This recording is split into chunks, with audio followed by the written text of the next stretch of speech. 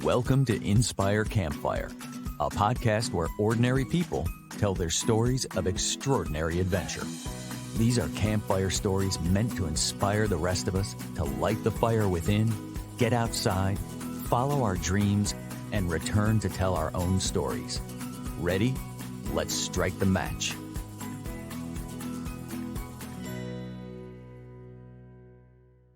Welcome to the show. I'm your host, Scott Wurzbacher, and today we're going to talk about what it means to say yes to adventure. I have with me my friend, Diane Haworth from Warrenton, Virginia, in the Blue Ridge Mountains. She is a spiritual coach, teacher, author, TV host, and founder of the Be Love Principles.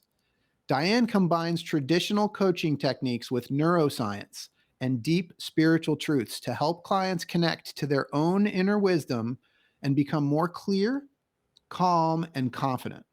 Diane is author of How to Choose Love When You Just Want to Slap Somebody.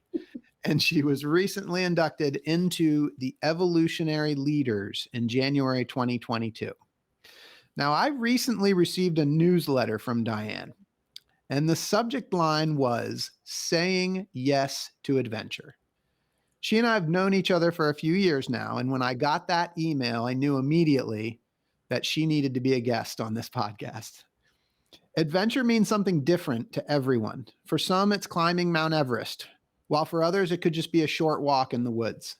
For others still, adventure is following a calling to an unknown outcome. And Diane is here to share her story of following that voice that called her to adventure and the deeply spiritual journey that came after. Diane, my friend, welcome to the campfire. I am so excited to be here. I appreciate this opportunity so much. Thank you. And welcome to everybody that is watching this. I'm just really thrilled to be here and appreciate the invitation. Yeah, thank you. This is so much fun. So you live in such a beautiful place in the Blue Ridge Mountains. Could we just start there? Could you tell us what it's like to live in the Blue Ridge Mountain area of Warrenton, Virginia, and just that natural beauty that you get to experience and how it affects your daily life? You know, I was born here, and I think that here in Virginia, we're really blessed that we have oceans, beaches, and we have mountains. So you're either a beach chick or a mountain person. And I am definitely a daughter of the Blue Ridge. It absolutely infuses everything. You can see, I mean, I've got wood elements all around me here. I live on a couple acres. One day this summer, there was a bear looking into my window, and I'm really not even that far outside of town. So that connection to nature to me just is an invitation from that inner spirit to remember where we came from, the purity, and talk about adventure. Every time you go into the mountains, it's different. It's just different. And to me, that is just a beautiful, beautiful invitation. Yeah, and so you grew up there. What was it like growing up in that area? It was very tiny little town when I was there. I mean, when I was growing up in town, it was really beautiful because where we are is about 45, 50 miles outside of Washington, D.C. So literally in this area is where President Kennedy and Jackie came to ride horses on the weekends. We had lots of folks here from the federal government. So it's a little different than just a regular urban, right? Or a rural environment, I should say. But you're out in nature all the time with lots of equestrians here, lots of outdoorsmen. Yeah, it's just a beautiful, quiet, peaceful place. And I love it. I just love it. Yeah, kind of the best of both worlds too, because I mean, as far as you are from DC, it's not that far to be able to go and be in the middle of the excitement, but also not so far that you've got all that peace in nature right there as well. Yeah. Yeah, Yeah. it's really blessing to be here, I think. So for somebody that grew up in that environment, I mean, that might be a foreign environment to a lot of people listening.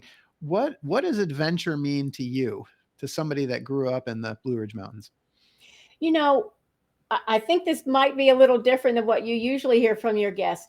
To me, adventure is choosing to be fully present in every moment. When you're out hiking, and I know lots of folks that listen to this are really avid outdoors people. You have to be so aware of every place you place your foot. You're not thinking about, did I put carrots on the grocery list?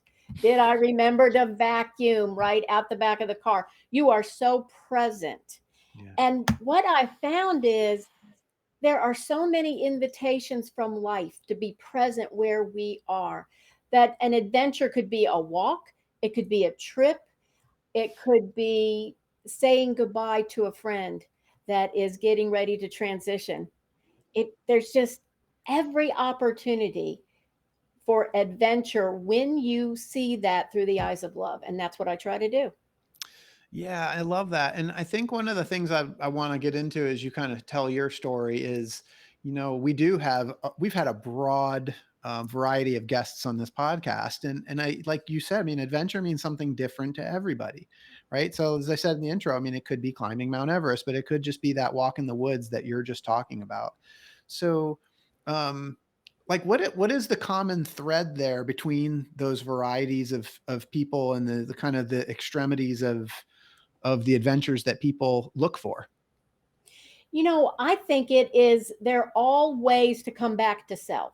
So if you are, and there's lots of them here that walk the Appalachian Trail, for example, Mm-hmm. um, you are so focused in where you are in the moment. You are listening around you, you are paying attention to what's going on. But there's also this beautiful openness that we often don't have if we are just kind of mired down by thoughts of the past or worries of the future. So to me, that thread is presence and Mm. an openness to really experience what is coming up for you. And sometimes it's scary. It was not pleasant when that bear came to the back door, I have to tell you. It was a little But you woke scary. up, didn't you? But it was so beautiful to see this creature that I didn't. I mean, we have deer and fox and turkeys are all on this property, because they just go through. But just, yeah, I mean, what an adventure that day was, and not what I expected. Yeah, I love how you define that though. Like I mean, obviously the bear is at your window. You wake up, you're very present to that. You're very aware of it. Yeah. But you talked about presence and you talked about adventure being, I think you said, a way to come back to yourself. To that real truth of who you are, not the, for me, who had lots of, I was a real anxious kid. So to find the place of presence that is open to whatever adventure is there, whatever adventure is there. And Scott, I was thinking about you actually as I was preparing for this. You've got those beautiful kids. Hmm. We had an idea of what parenthood would be like, but did that adventure match your expectation?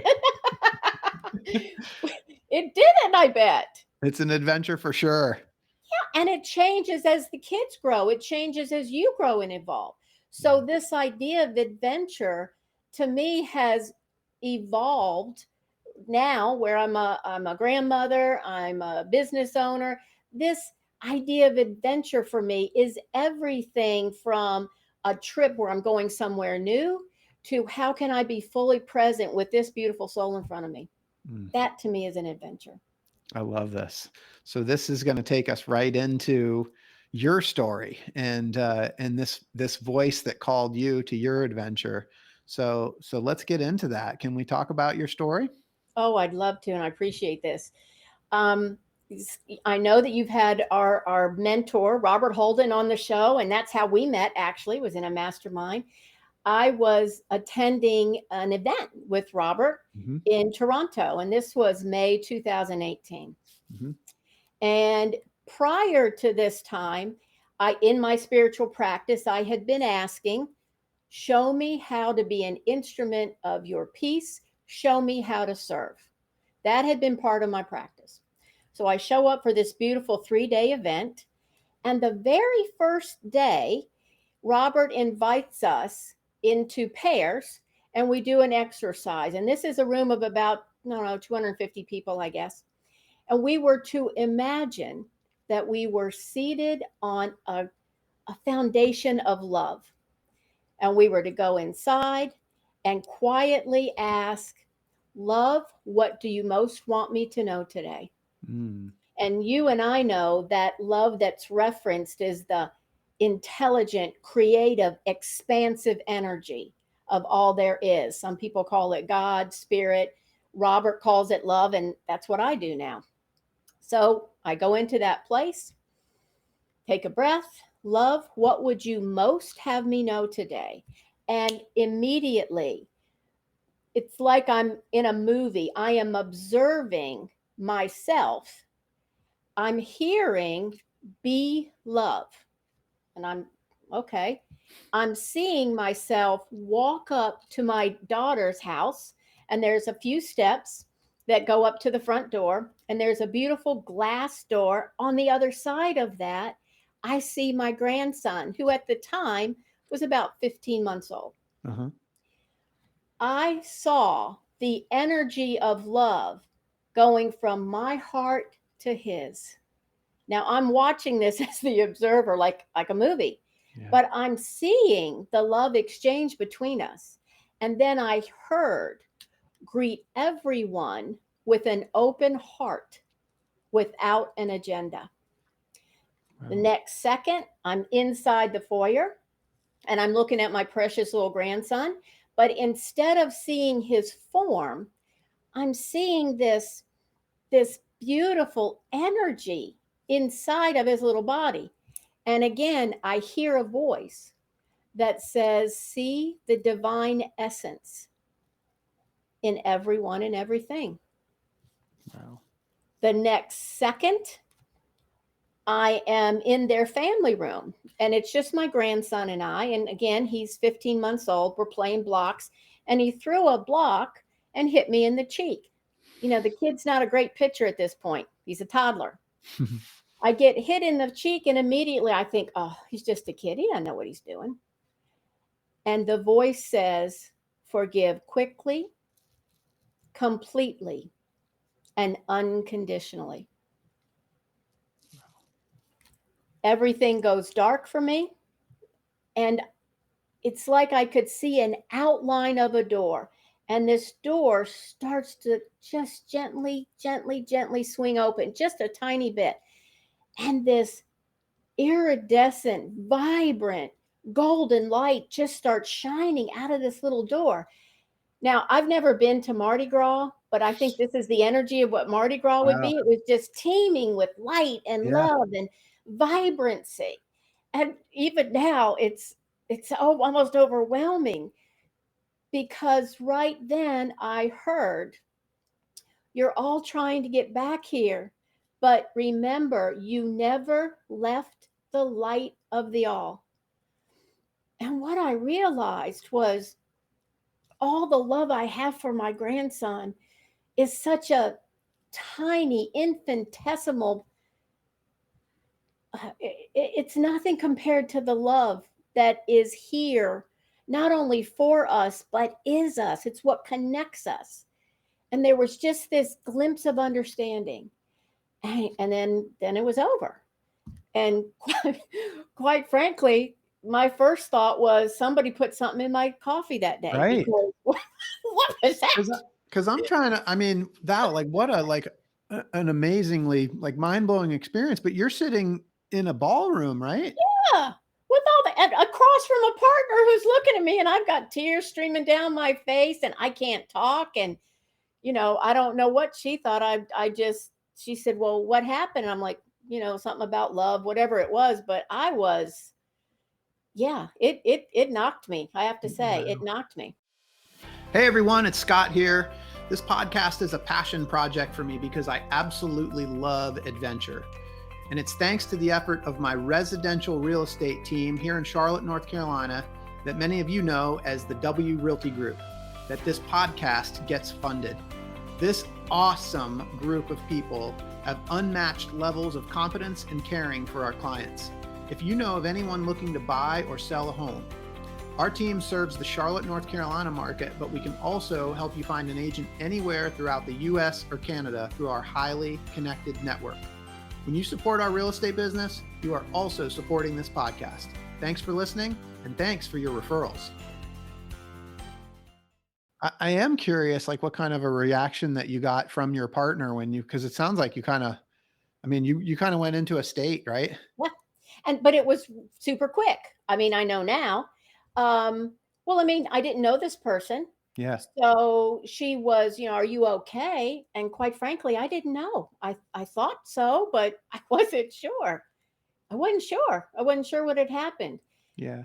As a matter of fact, after, we did her part and we went back to our seats and Robert continues teaching. And I remember thinking, okay, I bet you meant to give this to that lady over there because she looks pretty competent. I'm not sure that, like, I know I was asked. Well, I mean, right. I refused the call. Yeah. I remember thinking, oh yeah, I asked, show me how to serve. But I thought, go to the shelter, pet some puppies, take some kids on a nature walk. This was not what I thought I signed up for. And yet it was here. Yeah.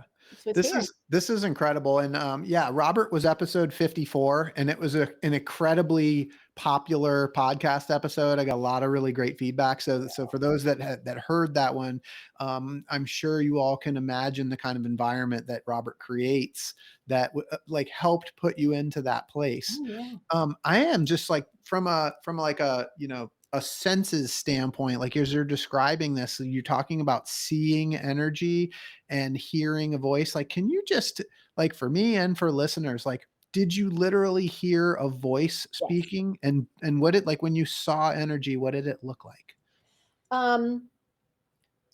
Well, I'm somebody that can imagine and see things. Yeah. But I don't, this is not normal for me. Yeah. Not normal for me. So it was more, it was like a movie. There's the disembodied voice that you hear. And it was me in the movie. I'm watching myself in my mind's eye and seeing the energy. It was this, it's hard to put into words. It's this iridescent, swirling energy that I saw inside my grandson. And I can see now in front of people. And it's not something just one person could do, by the way. I really believe we are all the same. We have different skill sets perhaps, but we are all connected to that energy I saw. We are all in the all. And I think that part of what happened to me was because I kept asking. Yeah. Right? I kept asking. Did the energy have a color? It was the energy in my grandson, you mean? Mm-hmm. It was iridescent and changing. So it was like there was purples, greens, there was just all kinds of things in there. Yeah. There was all kinds. But the one at the end, that was this beautiful golden light. That was really golden. Yeah. And was the voice a familiar voice? I can't say that, it was the voice of my grandfather or anything like that, but it was familiar, and it was so loving and so kind. It made me think of a loving parent or grandparent that would, just be explaining something. Yeah. It was not scary at all. And this is from a lady who gets scared by a lot of things. Yeah. It didn't scare me. It was too loving. Yeah. Thank you for the detail. I mean, it's just like it takes me there. Now it's hopefully helpful to listeners as well. But essentially you were given 3 principles, 3 statements. Yep. 4 principles. 4. Okay. 4 principles, because remember, you never left the light of the all. That is, that's the 4th one. Last one. Yeah. That's that last one. And I didn't know they were principles. I didn't know what the heck this stuff was, but I had an opportunity to use it with less than 24 hours. Yes, I want to go there, and I'm going to make sure we come back to, like, I don't want to gloss over the part where you refused the call. That went on for months, so don't worry. There's plenty. Okay, good. I want to make sure we come back to that, but tell us what happens next. So I go back to class thinking I didn't know if I'd been drugged. I didn't know if I'd had some sort of a some kind of a mental issue. I mean, this just was not normal for me. I was quiet, and Scott would probably know that's not normal for me either. And I went through the evening, and because I was away from home, I talked to my husband that night on the phone. And I didn't say anything about this because I literally was still processing it.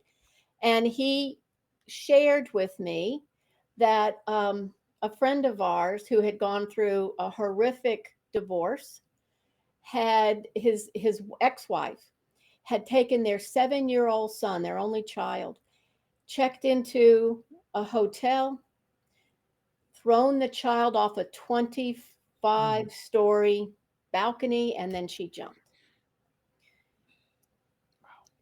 So obviously, this is shocking, whether you know the people or not. Yeah. And we didn't stay on the phone long because we're both processing. Yeah. I had to try to go to sleep. I was supposed to go to class the next day. So as you can imagine, I'm tossing and turning. I'm seeing this woman. I'm seeing the child. I'm seeing our friend who's the husband. And it was very difficult. And about 3 a.m., I literally sat straight up in bed and said out loud, I know I can't do anything, but how am I supposed to be with this?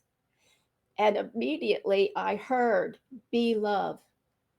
Greet everyone with an open heart without an agenda. See the divine essence in everyone and everything. Forgive quickly, completely, and unconditionally. And remember, you never left the light of the all. And there was just a knowing that I could use that as a process to help me understand, not with my human mind, but from this soul place, how to process the information, and then, what to do with it. And so I started right there. And that's what I've been doing ever since, actually. Right there. I mean, first of all, I'm just getting like chills, that whole story. And, the second time that the voice came to you and repeated the 4 principles again. Yeah. Like, I mean, so this voice comes and speaks to you in Robert's seminar, right? Yep. And then you get some devastating news. And then and then you hear the voice again, like Yeah. that's so much to process. Yes. Like what's Yes. going on inside of you and your mind? Like what?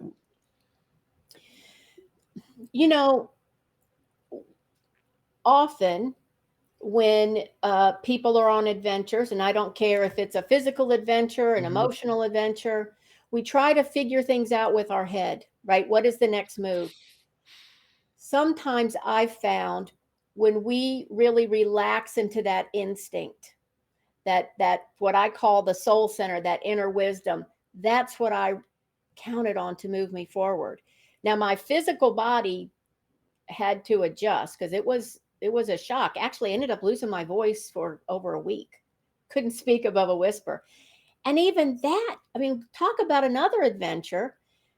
I couldn't speak. By the end of the next day, I could not speak at all. So I couldn't tell anybody about this. I couldn't get information like, what do you think? What do you think? I had to process it inside. Yeah. In retrospect, it's perfect, but it was only confusing. I mean, it was only confusing at the time, but it's perfect. It's just perfect.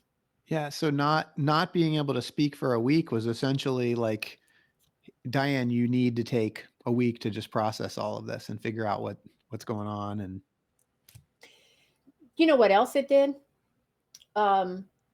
There was my husband took me to the doctor when I got home, and I had some little prescription, and part of the prescription was don't talk, right? And I had medication. So after a few days, I felt well enough that we could go out to to lunch or something. And he went to the restroom, and the waitress came over, and I had a little pad and pencil, and I just, wrote on here, can't speak. And she started screaming at me, only because that's what you do when you think somebody can't, like you can't hear. And in that instant, Scott, I realized oh my goodness, I feel isolated. I feel alone. This is a tiny bit of what that woman felt when she thought the only option she had for herself and her child was to end things.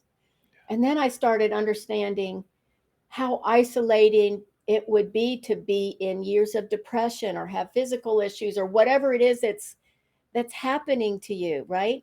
And then eventually I understood how what I came to call the Be Love principles could be one tool to help people come out of that.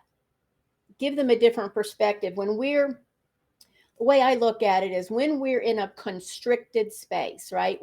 Where all we can see is our own misery, our own grief, our own fear.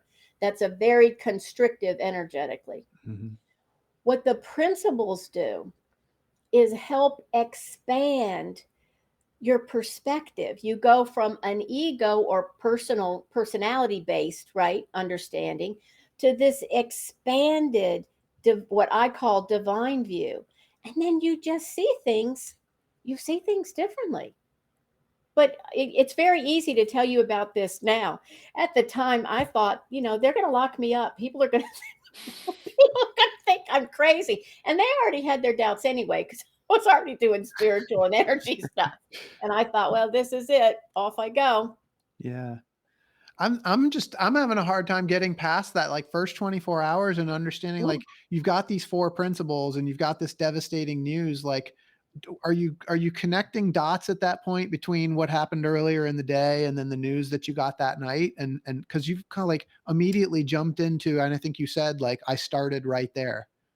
Because I'd asked the question, how do you want me to be with this? And I heard be love. And then I was given this, reminded of the process.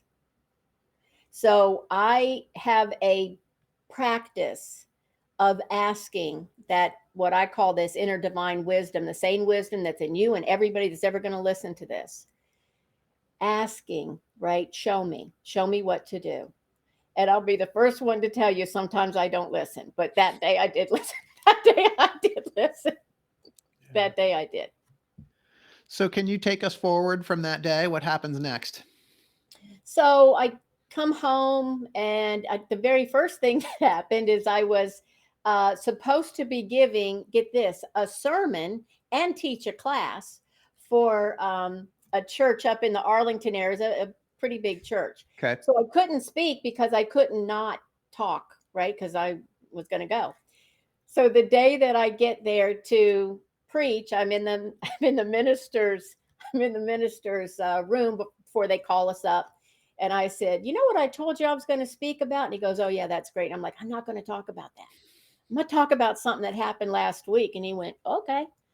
Because I knew even then, this wasn't for me. It came through me. Yeah. Just like we are all conduits, right? We're all conduits if we allow ourselves to be. So that sermon was really just a recounting of what happened. I didn't know what it meant, but I saw it move people to tears, and still does it to me. Yeah, still does it to me after it's almost 5 years, actually. Yeah. 5 years. So the Be Love principles are born. Yeah. They came through you. And what have you done with the Be Love principles since? Like, can you talk about your journey since that time? It is a continual asking, right? What do you want me to do with this? I use them every day myself. So before I get out of bed, actually, I will pray the principles. Show me how to see this. Even in those early days when I was just trying to figure out what the heck is going on here, I would take one principle and try to apply it for the whole week. Like, what would it be like if I really, really, really tried to greet everybody, even that guy that's kind of a jerk on the road next to mine? What if I tried to greet him with an open heart without an agenda? What would that be like? And then I would take the next one for a week. And I just was working with them myself. And eventually I shared them with clients. I created a class. And then I was told, not by the voice, but in meditation, I was told to create a case study around the principles. And I actually did a 3-month case study, which happened to be January to March 2020. So, I mean, how crazy is that? And that was one where I was told, you're going to do a case study and you're going to study how people use this and the effectiveness. And my first reaction was, I don't have time for that. That's not in my Q1 plan for 2020. Yeah, there's a lot that that. wasn't in our plans in Q1 of 2020. Yeah. But can I tell you, it was amazing. I mean, it was amazing. And it was very, very little instruction. But what I found it was a small study, but I actually had people fill out a little 8-point survey every week. And again, I was told to do this. This wasn't anything I would have figured out. And what I could see at the end was, even when we were in those months of terror, I mean, we didn't know what was going on. Well, we all lived through it, right? What I found was people's experience of self-love increased. Get this, their sense of peace increased. That's crazy. People's idea of connection, their feeling of connection to source or something bigger increased. So now, not only do I have this crazy story, but I actually have data to support how it changes folks. And I never would have done any of that. Yeah, can you give us, do you have some kind of highlights of what that data shows? Well, I happen to, Scott, right here. Of course you do. Self-love went up 14%. Feelings of peace went up 17%.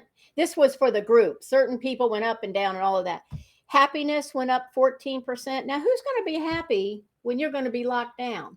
But my folks were. Happiness increased. Their idea of life situation, which this one was, I thought, kind of weird. That went up 17%. Now, remember, you were going to be locked down with wherever you were. So that was interesting. Their sense of divine connection went up 29%. And this is the one that still blows me away today. Their sense of clarity. Now, remember, January to the end of March, and then I actually did some follow-up stuff.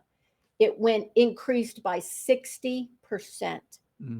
60% over what arguably could be the most chaotic quarter we've ever been in, right? Especially because March is that was really uncertain. I mean, that was the very beginning of it. And, that was right in the middle of the toilet paper fiasco and, all of that. And the images we were seeing, from the West Coast, and then we were seeing from here in Virginia, we were seeing from New York. And I had folks in my study. It was a small study, but I had people that were themselves had immunization issues, people who had elderly parents they were terrified about, people who had, just regular life stuff like everybody does. But connecting consciously through the principles increase their clarity and their sense of peace and calm. I just think that's amazing. It's amazing. So can you share how you use these principles with clients to create those results? Well, first we teach them what they are. And then here's something that I have always been open to the principles teaching me, right? You and I mentioned parenthood before. Our kids teach us a lot. The principles to me have their own energy and they continue to teach me. So I remember I was working with a client who was having an issue with, I believe it was the person's spouse. And I said, well, would you like to take it to the principles? And they agreed. So we meditated together and I led them through. So I said, can you see this person, right? With an open heart, without an agenda. So they're seeing them not in their constrained mad view or wherever it was. Then I asked, can you see their divine essence? Because when we're mad, we're seeing whatever their personality, whatever the action was. We're not seeing who they really are. And then, Scott, I had to use the F word, forgiveness, right? That's the biggie. Yeah. And I don't ever force anybody into anything. This particular client was very open to it because this is again where I saw the brilliance of the sequence. If you see somebody with an open heart and you see their divine essence, it's much easier. Oh, I can forgive the human part of them. And then I have a practice where I have the client imagine themselves in this beautiful light, and whoever they want, they can invite into the light with them, not to condone behavior or excuse anything. What it does is just helps you see the connection we all have.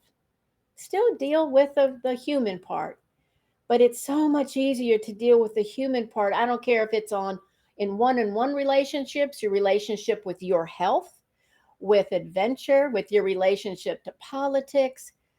But if you can look at it through that shared perspective of the oneness, it empowers you to see and act differently. That's what I found.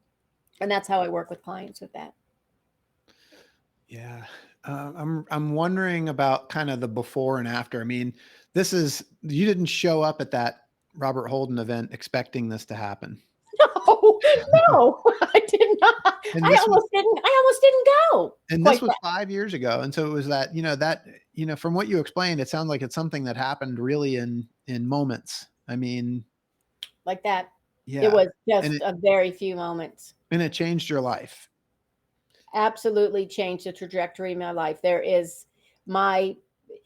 I would say it's my passion, but it's more than that, because I think sometimes our passions, we choose to have passions. I'm passionate about this project or that.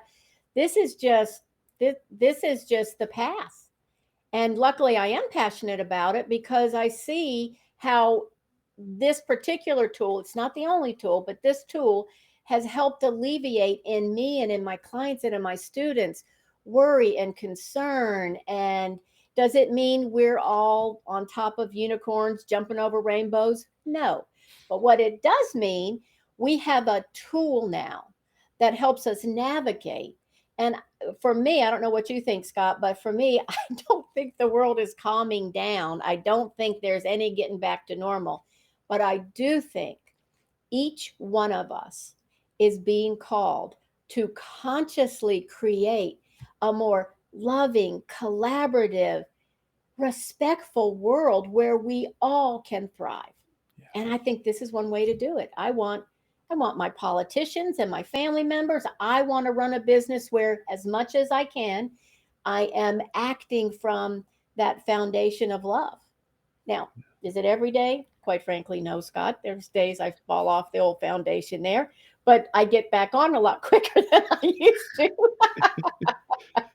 Yeah. So, I mean, you're a girl that grows up in the mountains, and this is your adventure. And this was not something that you ever imagined. It's something that you experienced, that happened to you, and it's changed everything for you. You went through this experience. Now you've kind of gotten an acceptance with it. Now you're teaching these principles. I do want to touch on that, like the fear and the doubt. Yeah.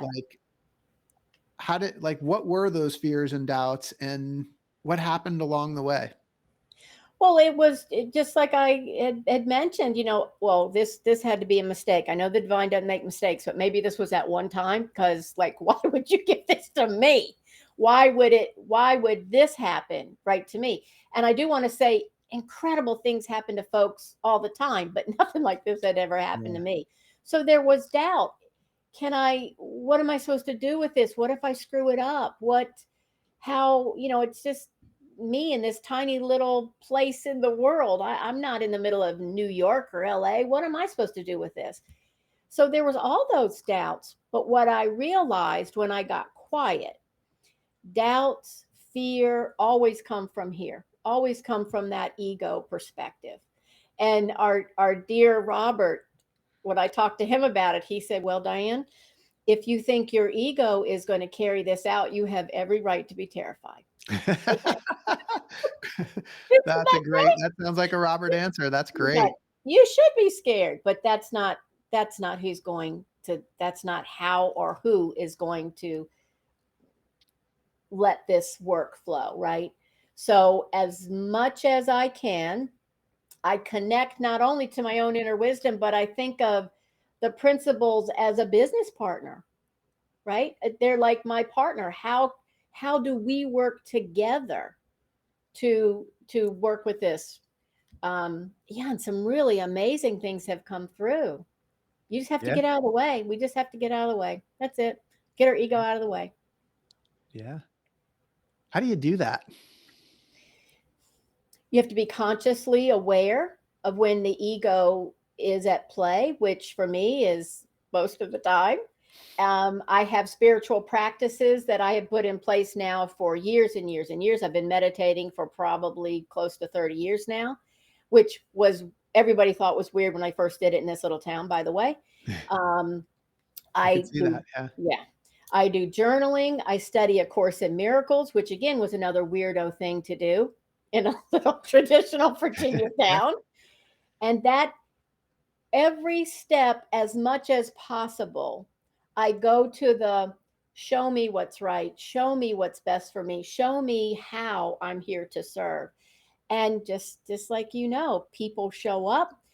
I have been in bookstores. Remember when we had bookstores where a book would literally fall off the shelf in front of me?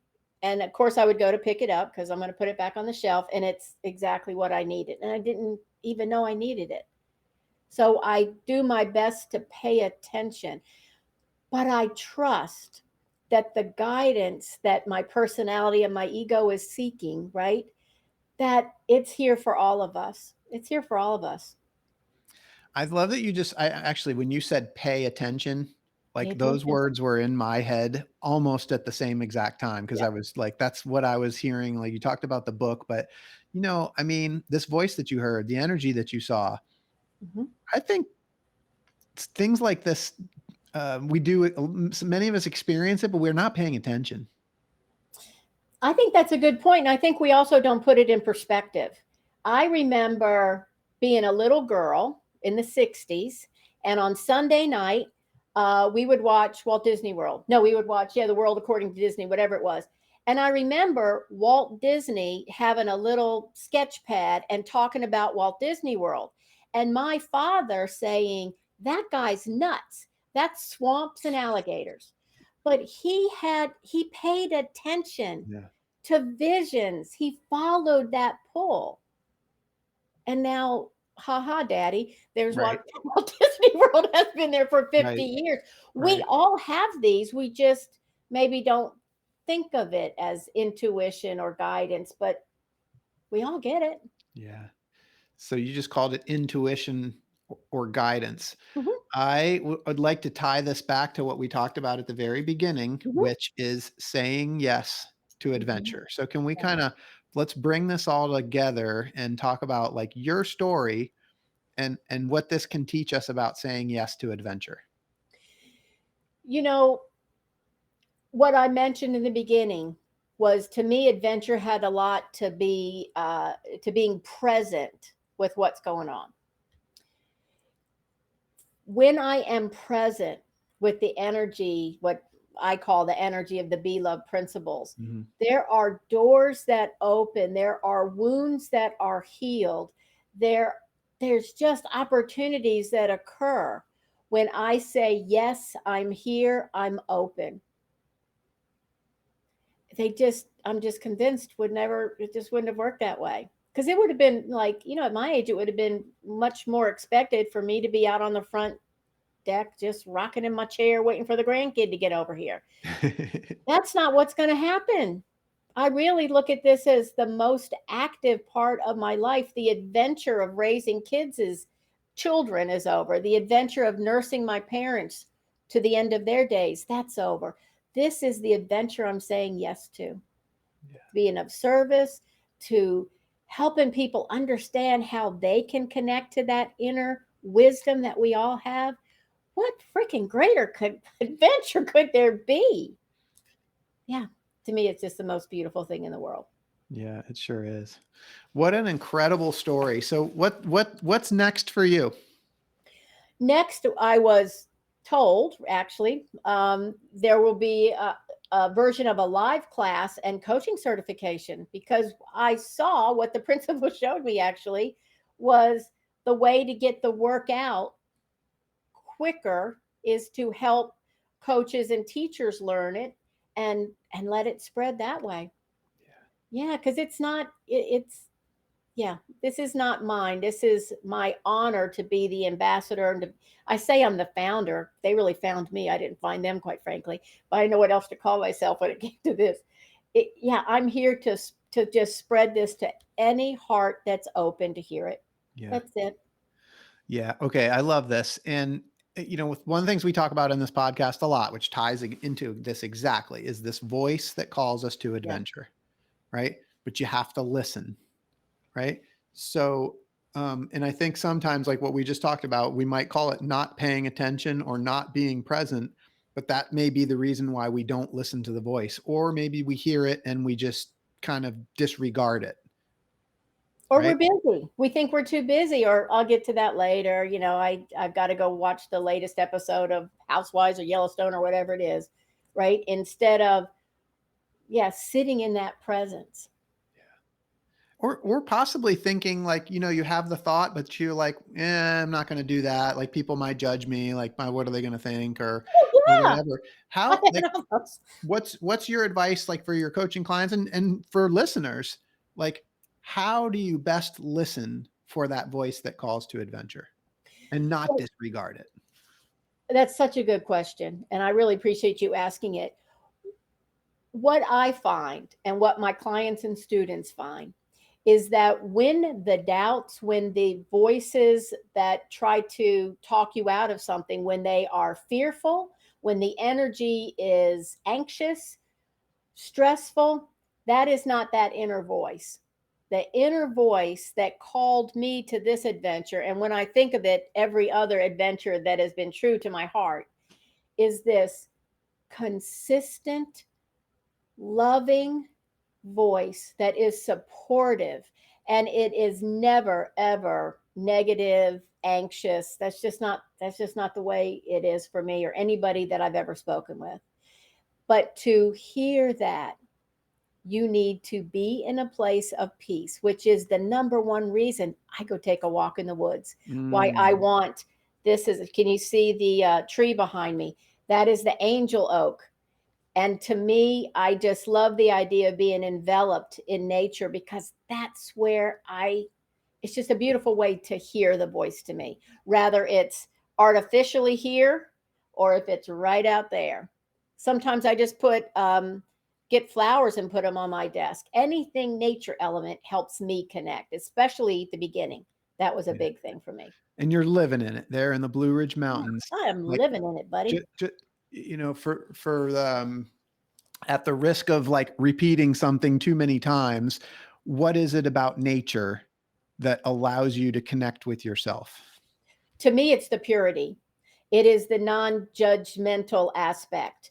I may in the past have gone out to lunch with friends and worried, oh, do they think this is the right, I don't know, shirt for this restaurant? I never have felt judged by a squirrel, a tree. I never felt like for me there also is a water element. I've turned it off because we're recording, but I have a fountain here in my office. Even when I'm working, if I'm writing, I have a YouTube with a babbling brook or rain in the background. There is just this purity and authenticity to nature. There's no pretenses. A tree is a tree. If it was hit by lightning, and it may not be pretty according to us, it still lives in all its grandeur, just as it is. Yeah. And it reminds me to do the same. And is it safe to say that that environment helps you to be present and connect with yourself? It does for me. Do I mean, I've certainly visited cities and I can meditate at the top of, the Empire State Building. It is easier for me to be in nature, Yeah. however. It just is. And if I'm in a city like too long, Yeah. I got to get to a park. I Yeah. got to get to the river. I got to get to a lake. I just Yeah. have Well, to. you commented at the beginning that for you, adventure was being present and connecting with self. Mhm. And you you can do that climbing Mount Everest, but Yep. there's plenty of other places that you can do that as well. So adventure means something different for everybody, and you Yep. don't have to go to a far off place in order to find it. You can literally look into the eyes of your beloved pet. Hmm. That could be an adventure. Yeah, it just, yeah. Every second could be one if I we love allow it to be. I love it. So Diane, I'm having this visual of this experience that you have in this ballroom Yep. when Robert Holden gives you this inquiry. And this is a major thing. And Hollywood's going to pick up on this at some point. And they're going to want to film that and make a whole movie about it. And I want to know, like, when they do the story of Diane's life, who's going to be the actress that's going to play you in your movie? Well, I would love another Virginian who is also a goofy brunette, and that would be Sandra Bullock. Nice. Sandra Bullock. She was right down the road, actually, and she's just enough Is that right? goofy and yeah, I would love that. And a brunette, so yay. I love it. Sandra Bullock. And Yep. Robert said Tim Robbins. Oh, did So, he? That's perfect. so Tim Robbins is going to be up on Okay. stage, and Sandra Bullock's going to Mm-hmm. be down in the audience Yeah. taking in the Be Love principles. It's going to be amazing. I'm going to Yeah. watch this movie. What's it going to be called? I wonder if it might be called the title of my book, How to Choose Love When You Just Want to Slap Somebody, because it really helps you be, because who doesn't? I don't do that, by the way, but doesn't mean I haven't felt like it. But just that conscious, I'm going to choose love. I'm going to make that my choice. Something like that. But I'll talk to Sandra about it, see what she thinks. I love it. She can give us some input. So Yeah. Diane, if people want to get in touch with you to find out more about you or your coaching practice or the Be Love principles, what's the best way for them to do that? I have everything all in one at morefromdiane.com. And that's Diane with one N, Diane. And then you can get links to my YouTube, and you can get you can actually get a free meditation and a little ebook about the principles until the Hollywood movie comes out.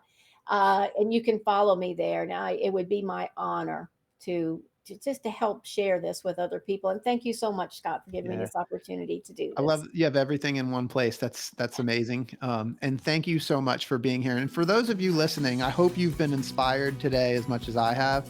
I hope that Diane's story has encouraged you to listen to the voice inside that calls you to adventure, because we want to hear your story next. If you have a story to tell or need a nudge to create one, please send me an email. We'd also appreciate it if you'd help us spread the word by leaving a review and sharing or tagging Inspire Campfire in your social media. And until next time, I want to encourage you to get outside. Thanks for listening. Diane, thank you so much for being here. Thank you. And thanks to all of you.